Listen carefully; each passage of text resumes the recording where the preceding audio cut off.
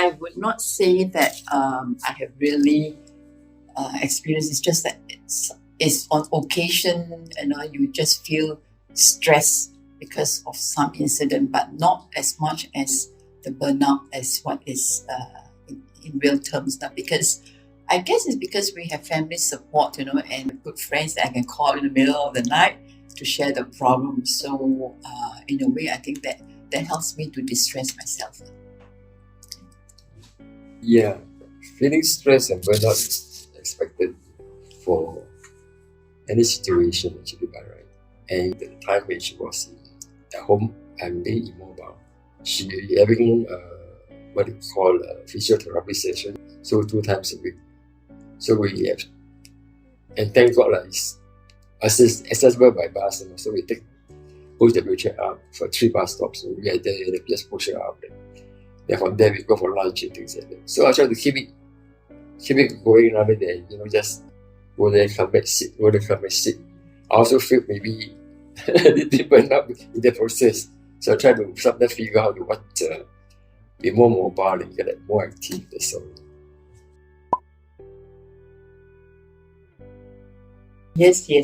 Of course, Montfort Care, the support group which I enjoy very much. By chance, happened to know about Montfort Care is because I stay in Marine Parade, and I know the Montfort Care, the Good Life there many years ago, and I was surprised that they have one at Teluk Blangah, and I started to join because I went for one of the Zoom session and then contacted them to say I want to join the physical session. So I really enjoy that because we are looking at a group of caregivers learning and sharing our problems and the joys of being a caregiver, or the burnout in some of the caregivers areas where they're doing caregiving. I would think that for me, every time if I have a new person who needs help on caregiver, I will always say, find a support group that you are comfortable with, because that's where your journey begins with them. And you will find that through support group, we learn a lot from each other about, but now I'm learning a lot from Mr. Low about caregiving, and we try to also help ourselves to improve on our caregiving, to give a better caregiving skills to our husband or wife. So I would always say that do join a care support group nearer to your home or anywhere, and then bond with the group of caregivers to support your journey as a caregiver. in my contact with caregivers group was actually very recent. Not during the time when my wife went for, and I heard about it. So to me, no big deal. I think I handle the problem with my own frustrations. And then that's why I went through the thing. So it's really when my brother was diagnosed with the dementia stuff, and the community nurse from SGH, I did ask her, hey, dementia is something new to me. That's my main worry. So my wife is 4, I thought there's nothing. Dementia is more, I need a bit more, expertise in a sense. In the sense that I must know more, a bit more, what is that, how to handle. So that's why I just on the lookout. So I did ask the commoners to, can you, maybe actually something I don't mind attending. As we say, it's very, very meaningful and very edifying in the sense that it gives me a lot of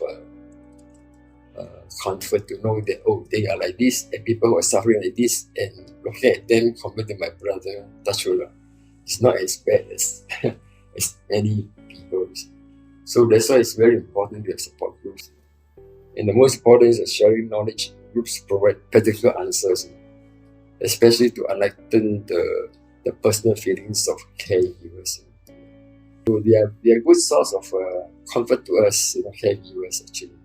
And I thank them for that, for the support. Be a good caregiver, I think we have to be constantly learning. Attend.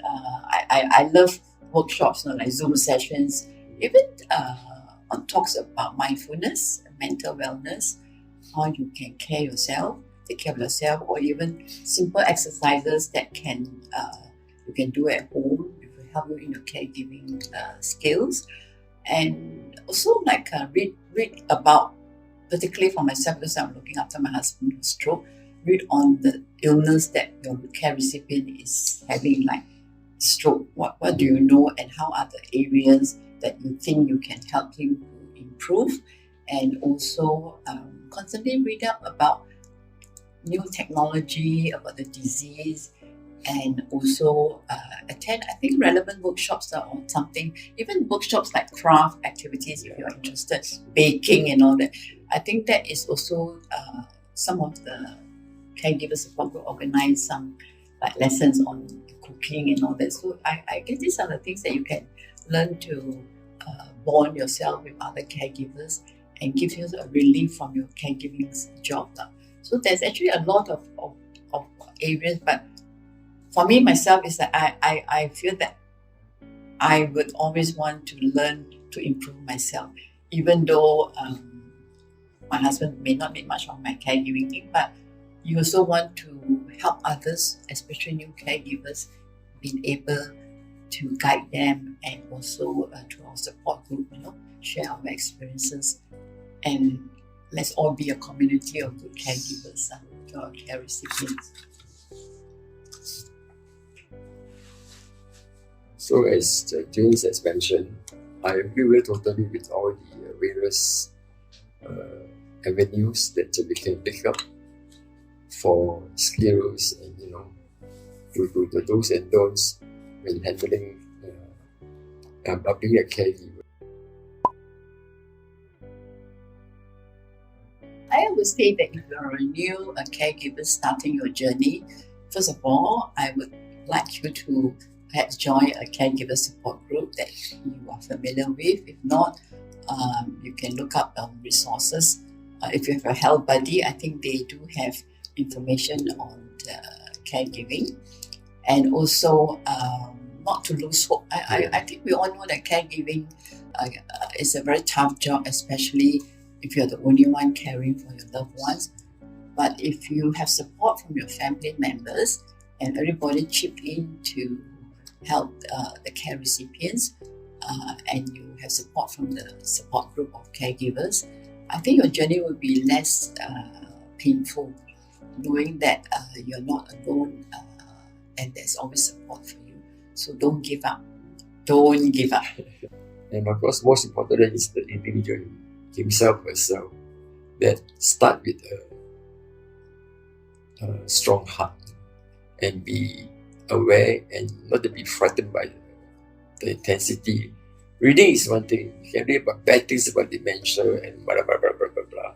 But when you are there, you find that, oh, this is really normal. It's only like you're being informed of the ups and downs of patients. End of the day, it's up to the caregiver himself, herself to be more caring and understanding.